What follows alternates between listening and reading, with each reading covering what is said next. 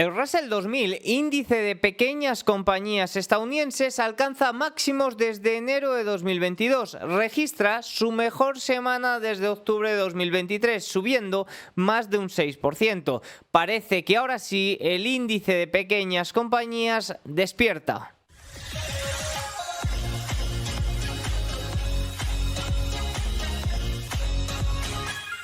Muy buenas a todos y bienvenidos un día más al canal. Hoy es viernes 12 de julio de 2024 y en este momento son las 21:30 hora en España, 15:30 horario en Nueva York. El día de hoy tenemos muchos datos que comentar. Han empezado los resultados empresariales, ha presentado resultados Citigroup, Wells Fargo y especialmente JP Morgan, que veremos algunos detalles sobre ello. Además hemos completado el dato de inflación o de índice de precios que se conoció el día de ayer. Ayer se conoció el índice de precios al consumidor inferior a lo esperado y el día de hoy índice de precios al productor superior a lo esperado. En general el completo de los datos de inflación muestra un claro equilibrio. Ahora daré más detalles sobre ello. Sí que es cierto que el primer titular sobre el dato puede que haya asustado un poquito, incluso hemos visto ciertas reacciones en los bonos, pero rápidamente ha vuelto todo a la normalidad.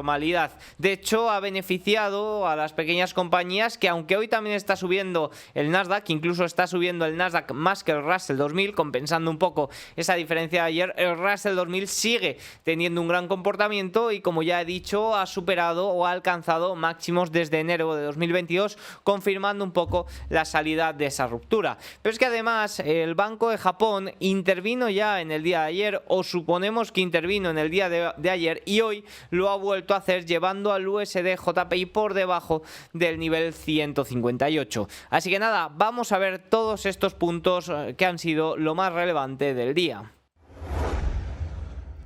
Empezamos hablando de los resultados de JP Morgan. Voy a dar unas pinceladas exclusivamente. Hemos tenido resultados de JP Morgan que ahora vamos a ver que han estado, pues alguna cifra por encima de lo esperado, otra por debajo. Luego hemos tenido Citigroup, que han sido resultados más sólidos, y luego Wells Fargo, que ha fallado en las estimaciones. Al final también hay que tener en cuenta que las previsiones de estos grandes bancos que están en una buena situación, pues las previsiones a futuro con las bajadas de tipos un poco en la mira, pues pueden ser un poco inferiores en cuanto a los beneficios que pueden obtener. Fíjense, ingresos ajustados de JP Morgan en el segundo trimestre, 50.990 millones de dólares, 8.600 millones de dólares más que hace un año. Beneficios por acción 6,12, un aumento de 1,37 respecto a lo de hace un año.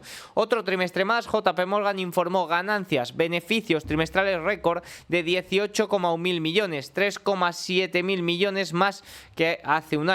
El rendimiento neto de los activos que generan intereses fue del 2,62%, inferior a la estimación. Gran parte del aumento de resultados finales fue único, ya que JP Morgan obtuvo una ganancia millonaria, 7,9 mil millones de dólares antes de impuestos, vinculada a un intercambio de acciones de divisas. Un poquito estoy mencionando lo más relevante que se debe saber. Esto significó que la provisión de pérdida... Bueno, esto es importante, Bueno, anunció recompras de acciones, esto suele gustar mucho a las compañías, registró pérdidas netas de 546 millones de dólares, pero no se sabe muy bien el porqué sobre ello, pero me gusta fijarme sobre todo en la situación del consumidor en la que nos encontramos, que estamos ahí debatiendo, estamos analizando si la fuerza del consumidor en estos momentos tiene fortaleza o no, pues, o mejor dicho, si la situación del consumidor tiene fortaleza o no, pues me gusta ver estas provisiones de pérdidas de los grandes bancos, sobre todo un banco tan importante para el crédito como es JP Morgan.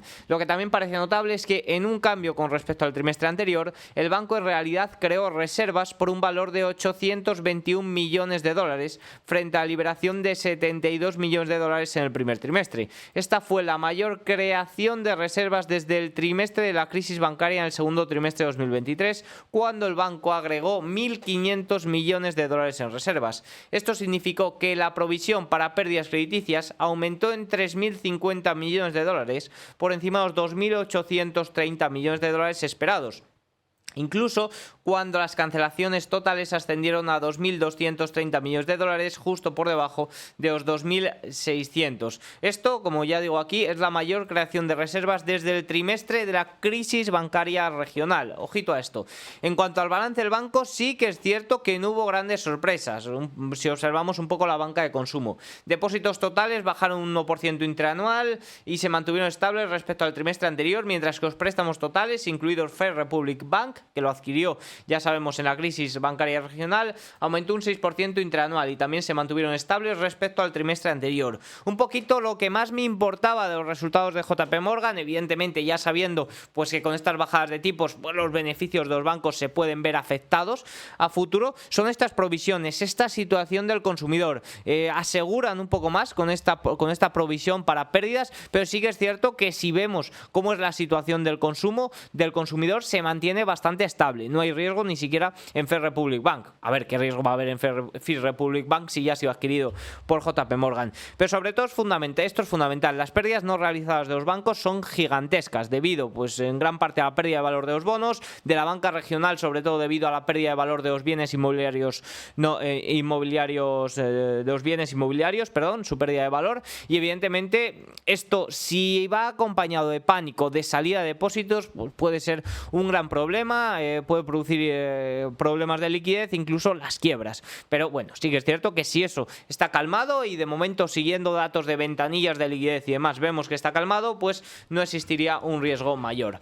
¿Algún comentario más? Nos dice Diamond: por lo tanto la inflación y las tasas de interés pueden permanecer altas, más altas de lo esperado. ¿Qué dice aquí? Se han logrado avances para reducir la inflación, pero aún hay múltiples fuerzas inflacionarias. Nos dice déficit fiscales, necesidades de infraestructura, reestructuración del comercio y remilitarización del mundo. Bueno, espera inflación y tasas de interés un poco más elevadas, pero bueno, ahora veremos un poquito más eso. Y en cuanto a las estimaciones, bueno, pues sí que es cierto que ligeramente por debajo de lo que se esperaba, 91.000 millones frente a 92.000 millones el ingreso neto por intereses de este año. Bueno, pues veremos a ver qué ocurre, pero sí que es cierto que no han sentado muy bien los resultados. JP Morgan estaba más bien rango lateral, el resto de bancos han estado deslizándose a la baja durante el día. Ya estamos viendo como, por ejemplo, durante el año 2024 el rendimiento de la banca regional no está siendo para nada extraordinario. Sí que es cierto que no hay riesgos en la gran banca, en la pequeña banca sí que es cierto que la situación es un poquito más delicada. Vamos a ver lo que van presentando, pero no descartaría para nada mayores fusiones y adquisiciones. Y mientras no haya ruido, no debería de ocurrir nada mayores. Vamos ya con los datos de inflación al productor en Estados Unidos.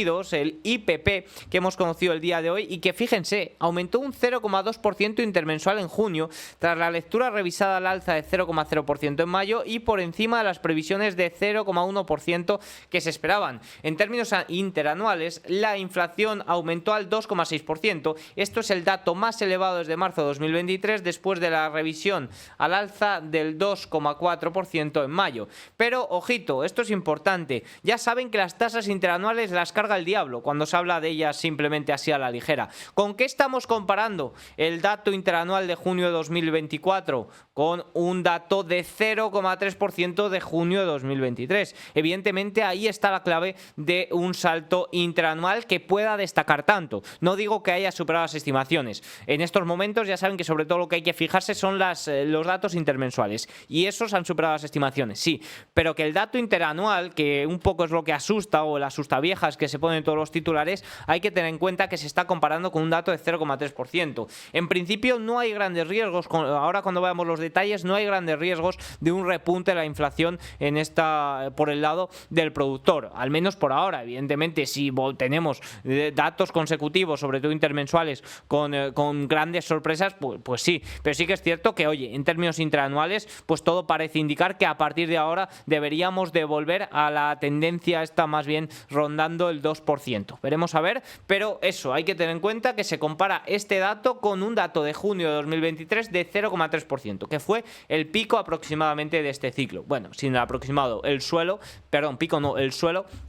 de este ciclo. El IPP subyacente aumentó un 0,4% intermensual. Esto fue el doble de lo esperado. Esto sí que es evidente que no me gusta y que no hay una explicación positiva para ello. Bueno, más allá de los detalles que ahora veremos. Lo que hizo que el aumento interanual subiera al 3%. Se trata del dato más alto desde marzo de 2023. Evidentemente también está comparado con un dato inferior al 2% de junio. Bueno, está aquí un dato inferior a, era un dato más bien en línea, era un dato muy en línea al que se ha tomado intermensual, o sea, subyacente, y sí que es cierto que aquí me preocupa especialmente ese aumento intermensual. El salto del IPP fue impulsado por un resurgimiento del costo de servicios de demanda final. Esto no me gusta, que aumentaron un 0,6% principalmente debido a los márgenes de venta mayorista de maquinaria y vehículos. Sobre todo ha estado en los márgenes de estas compañías el gran salto. En contraste, los precios de los bienes disminuyeron un 0,5%, principalmente debido a la caída del 5,8% de la gasolina. Aquí tenemos más detalles, como los servicios ya van 3 meses consecutivos que intermensualmente es lo que más repunta, y al final ya saben que es el principal problema. Esa inflación que cuesta tanto de volver al objetivo es la inflación de los servicios. Fíjense que si observamos por tablas, vemos como la atención hospitalaria, médica y los honorarios por gestión de carteras, que era un poco lo que estaba saltando los últimos meses, fueron inferiores a lo esperado. Donde estuvo fue aquí en este comercio y los márgenes de las compañías, sobre todo de esa maquinaria que se ha explicado. Fíjense cómo aquí está la clave, el trade aquí es donde está la clave. Por tanto, bueno, no es tan preocupante, y eso ha gustado mucho a los analistas. Como se suele decir, cuando los humanos procesan el dato que ha procesado anteriormente el algoritmo, todo se calma, ¿no? Pues hemos tenido un primer salto en los rendimientos, luego ha vuelto un poco a la normalidad.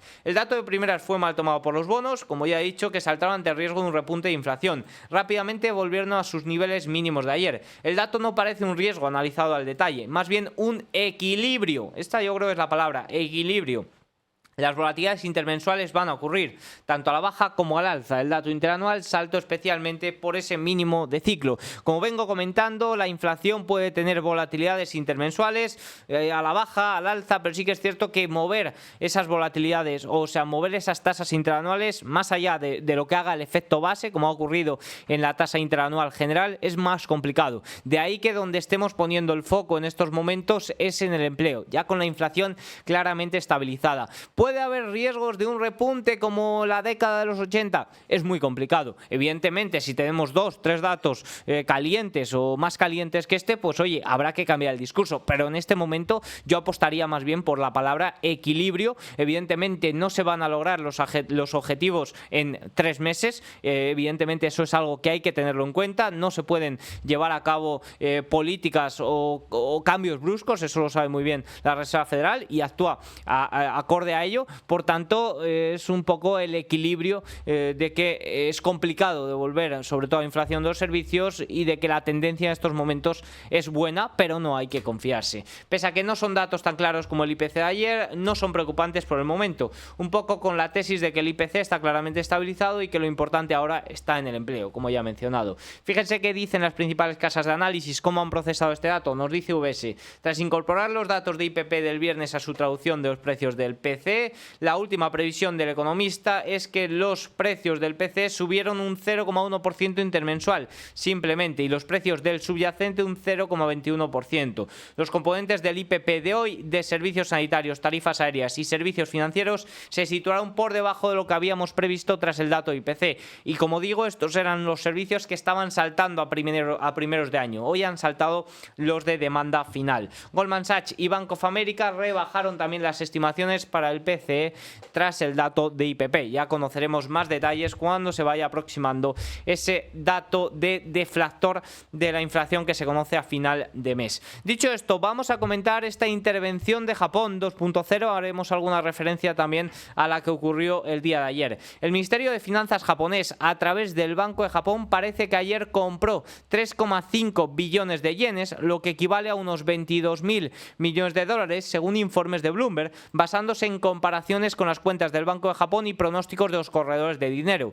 ¿Por qué? Básicamente porque no se informan estas intervenciones hasta el informe que saca el Banco de Japón a finales de mes. En lo que fue un movimiento claramente orquestado para beneficiarse de la caída del dólar en el día de ayer tras el IPC. Parece que el Banco de Japón o que el Ministerio de Finanzas japonés actuó o dio órdenes conociendo ya el dato de IPC para que el movimiento fuera mucho más visible con la caída del dólar. Pero fíjense cómo en el día de hoy también ha llegado o ha tenido un gran empujón tras el dato de IPP. Y es que parece que se han vuelto a comprar otros 2,5-2,7 billones de yenes, lo que equivaldría a unos 15-20 mil millones de dólares en una nueva intervención. Evidentemente no conoceremos los detalles de ello hasta final de mes. Pero algún comentario sobre ello. ¿Cómo se hace esto? Algún detalle. Recordemos que esto no es nuevo, ya sabemos que las similitudes entre las intervenciones anteriores, o ya hemos visto intervenciones anteriores este año. Recuerden que sobre todo se llevaron a finales de abril, principios de mayo, cuando se tocó este nivel 160 y también fueron acompañadas de datos macro que debilitaban al dólar. En ese momento compró 9,8 billones de yenes para frenar las pérdidas aparentes en movimientos el 29 de abril y el 1 de mayo. Si Japón está comprando yenes, deben estar vendiendo bonos del Tesoro de Estados Unidos para financiarlo. Aunque esto es la pescadilla que se muerde la cola. ¿Por qué? Pues porque Japón es el mayor comprador de deuda estadounidense. Si deja de comprar, si vende la deuda estadounidense, lo que va a hacer es que el rendimiento de los bonos suba y que pierda valor el precio de los bonos. ¿Por qué? Bueno, pues porque si la gente vende, si hay menos demanda, bueno, la demanda se mantiene fuerte, pero si hay más oferta, porque Japón está vendiendo esa demanda, porque el Tesoro está emitiendo cada vez más deuda, que las subastas son cada vez más récord, pues lo que hace es tensar el precio de la deuda estadounidense a la baja, lo que hace es saltar a los rendimientos, lo que a su vez impulsa o fortalece al dólar frente al yen, que lo debilita. Por tanto, es la pescadilla un poco que se muerde la cola. Al final, el Banco de Japón es propietario del 47% aproximadamente del total de la deuda de su propio gobierno. Está en una encrucijada y debo decir que no sé muy bien cómo puede salir de esta. No sé muy bien qué va a ocurrir. ¿Cuál es la forma que veo de que se fortalezca el yen? Bueno, pues sobre todo por debilidad del dólar. Evidentemente ya he explicado esto de la deuda, pero sí que es cierto que las bajadas de tipos deberían de, calmar los rendimientos, también a largo plazo, aunque depende mucho de la deuda, pero debería calmar los rendimientos estadounidenses, debería también debilitar al dólar. Evidentemente esta tendencia de políticas monetarias restrictivas de Japón con políticas monetarias expansivas, como son las bajadas de tipos en Estados Unidos, pues debería de fortalecer al yen. Ese es un poco el paso lógico. ¿Qué pasa? Que bueno, siendo el Banco de Japón el mayor propietario de la deuda del gobierno japonés, eso habría, o políticas monetarias restrictivas en Japón, subidas de tipos, reducciones del QE, como se van a llevar a cabo este julio, pues aumentaría el interés que tiene que pagar el Banco de Japón por esa deuda. Por tanto, está en una encrucijada y debo decir que no sé muy bien cómo va a acabar la situación tan peculiar de Japón. De momento, bueno, pues seguiremos monitorizándolo y ya saben que esto, aunque no se haya confirmado, son intervenciones claramente. Dicho esto, ya último comentario sobre el día de hoy. A nivel macro hemos conocido datos de la Universidad de Michigan. La confianza del consumidor cayó por cuarto mes consecutivo a 66. Esto se trata del nivel más bajo desde noviembre de 2023. Cayó desde el 68,2 de junio y por debajo de las previsiones que lo situaban en 68,5. Casi la mitad de los consumidores todavía están preocupados por los altos precios y la incertidumbre económica persistente mientras se avecina una próxima elección. Fíjense, el porcentaje medio de personas que esperan mayores ingresos en el próximo año ha caído a mínimos desde, aquí nos pone 2017, pero están casi por debajo de los niveles de pandemia. Una auténtica locura el pesimismo que se vive en estos momentos. Tanto las expectativas de inflación para el próximo año como a 5 años disminuyeron a 2,9% desde el 3%. Esto ha sido un poco el signo positivo. Ya sabemos que ha habido volatilidades en estas estimaciones que incluso han llegado a mover al mercado. Bueno, pues hoy han sido positivas. Dicho esto, vamos con el cierre de sesión.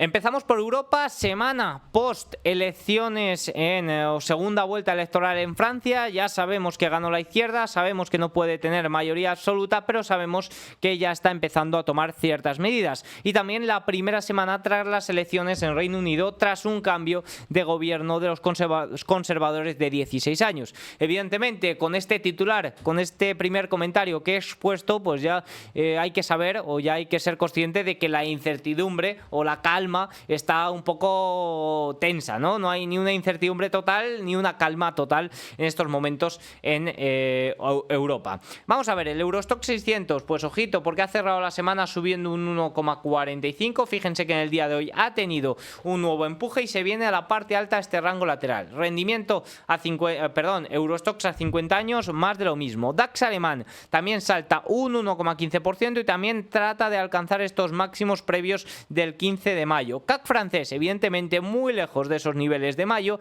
pero sí que es cierto que la parte alta de este rango. Si nos vamos al IBEX 35, 0,72, saca la vela por encima de la media de 50 sesiones y también amenaza con esos niveles máximos. Reino Unido, al igual que Francia, un poquito más debilitado. Evidentemente es donde está la calma más tensa. Italia, 0,9%, un poquito más de lo mismo como el IBEX. Suiza, fíjense, ha superado ya estos máximos de mayo-junio. Y Países Bajos, que está siendo el mejor índice, sin ninguna duda, en Europa en lo que va de año 2024, marcando estos máximos y muy por encima de los niveles de mayo. Por tanto, una calma tensa, relativa calma tensa a lo que se vive en Europa. En estos momentos, fíjense cómo, el día de hoy los rendimientos de los bonos franceses saltaron un poquito, saltaron también los alemanes, pero bueno, sí que es cierto que durante la semana han tenido una calma bastante clara y sobre todo ese diferencial de los bonos franceses y alemanes se ha contraído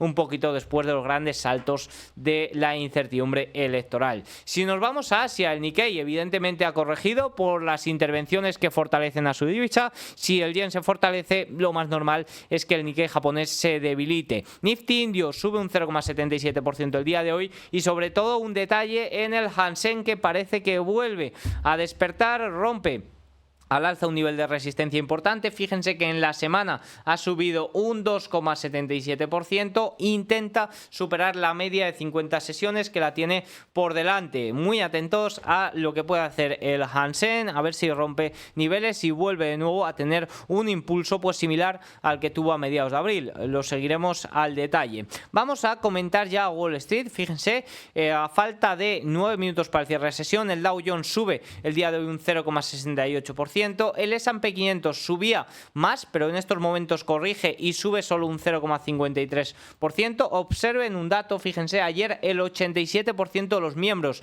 del S&P 500 superó al S&P 500. Eso es la mayor cifra registrada de la historia de Goldman Sachs. Y eso que el índice corrigió. Fíjense que el S&P 500 perdió el día de ayer un 0,88%. El equiponderado el día de hoy sube más, sube un 1%, casi. Nasdaq, que ha llegado a subir más de un 1%, sube el día de hoy un 0,94%, y el Russell 2000, que ha llegado a subir un 1,4%, sube en estos momentos un 1,28%, como ya he dicho, alcanza máximos desde enero de 2022 y parece que por fin rompe este largo rango lateral. Fíjense, un rango lateral mucho más amplio desde enero de 2022 y uno mucho más pequeño desde octubre de 2023, es en el que estábamos inmersos. Sin duda, un dato muy positivo. Vamos a hacer algún comentario sobre el S&P 500. Bueno, al final ayer hubo un movimiento muy fuerte a la baja, pero como hemos visto, la amplitud fue muy positiva. El movimiento a la baja se dio especialmente por las opciones de venta que hubo, quizás más bien recogida de beneficios en los 7 magníficos,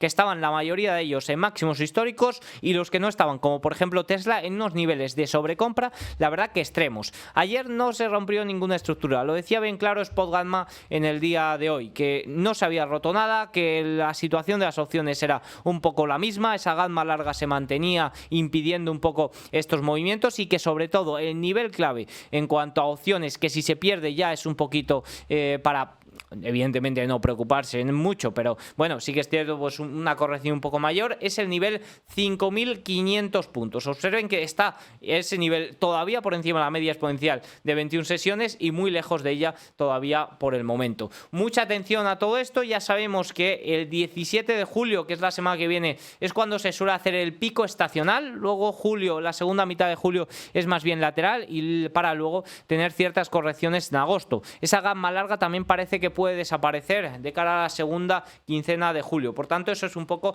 lo que hay que tener pendiente. Observen que en el día de hoy el rendimiento positivo es generalizado, pero si vemos a los 7 magníficos, ni mucho menos están recuperando la gran pérdida de ayer. Fíjense que el ETF combinado, que ayer tuvo su peor día, pues desde que se tienen registros, porque este ETF salió en noviembre, fíjense que ayer cayó un 4,5% combinado, el día de hoy solo gana un 0,53%. Apple gana un 1,33%, fíjense que sí que se encuentra cerquita de máximos. Microsoft pierde el día de hoy un 0,32%, apoyando en media exponencial de 21 sesiones. Nvidia sube un 1,95%, Amazon ligeramente en rojo, Google ligeramente en rojo, Meta cae un 2,64% y Tesla, que cayó ayer más de un 8% después de todo el tema de robotaxi, hoy ha sido bajada de comprar a neutral por parte de VS y no recupera ni mucho menos la caída de ayer. Por tanto, el día de hoy es un poco una continuación de lo que ocurrió ayer, porque las grandes tecnológicas no están recuperando los niveles que perdieron el día de ayer y sí que son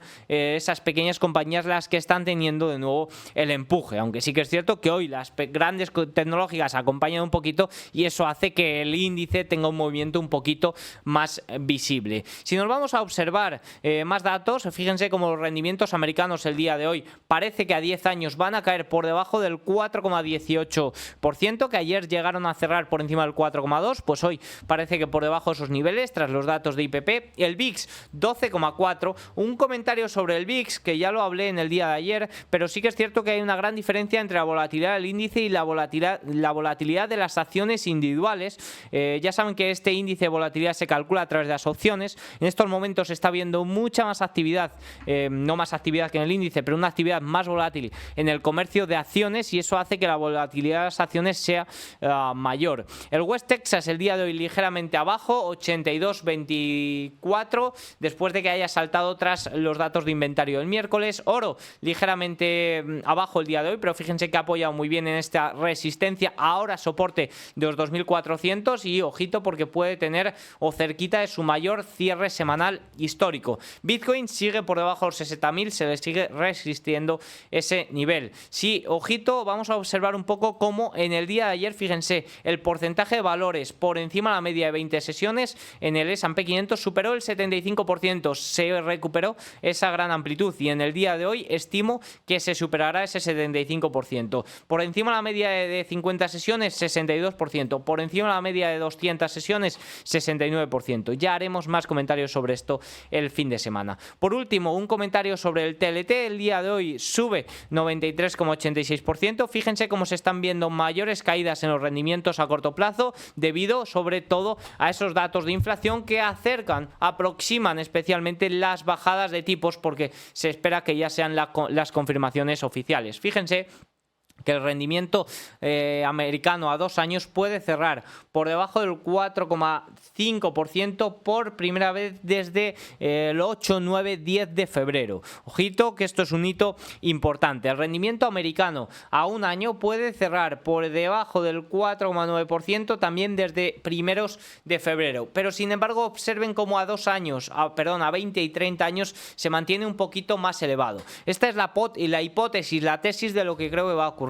La desinversión de la curva va a venir sobre todo por el tramo corto, mientras que el tramo largo se va a mantener un poquito más ajustado, pues por todo lo que he comentado antes de la deuda, la situación que vive Japón, China, Arabia, que son los mayores tenedores de esta deuda, de una deuda que cada vez se oferta más. Por tanto, esto creo que es algo que hay que tener en cuenta y que si estás invertido en bonos del Tesoro a largo plazo, que tengas en cuenta que evidentemente se van a ver beneficiados por la caída de los tipos, por bajadas de tipos, pero sí que es cierto que si buscas un movimiento movimiento, como hasta llegar a niveles de la pandemia, pues puede ser difícil por toda esta situación de la deuda. Veremos a ver cómo evoluciona todo. Al final esto es muy cambiante y hay que seguirlo muy al día a día. El dólar, fíjense que corrige hasta 103,64, el índice dólar cae un 0,36, puede que registre su menor cierre también desde mediados de marzo. Evidentemente todo lo de o la venta de bonos, supuesta venta de bonos de Japón, también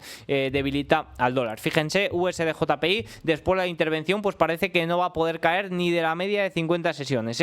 Ya saben que estas intervenciones, si no termina mostrando debilidad el dólar, si no van acompañadas de políticas monetarias restrictivas en Japón, de nada te sirve que te hagan ahora la intervención, una intervención tan fuerte, si en la reunión del 30 a 31 de julio no suben los tipos de interés y lo único que hacen es una reducción del QE que ya fue anunciada y descontada en junio. Por tanto, la situación de Japón, pues ya saben que es un poquito peculiar. El euro se fortalece frente al dólar, 0,33%, la libra 0,56%. También, ojito, libra máximos desde julio de 2023 frente al dólar. El euro máximos desde junio. Dicho esto, tienen todos los datos. Espero que les haya gustado el vídeo. Si es así, hacednos algún like, un comentario y nos vemos mañana. ¡Chao!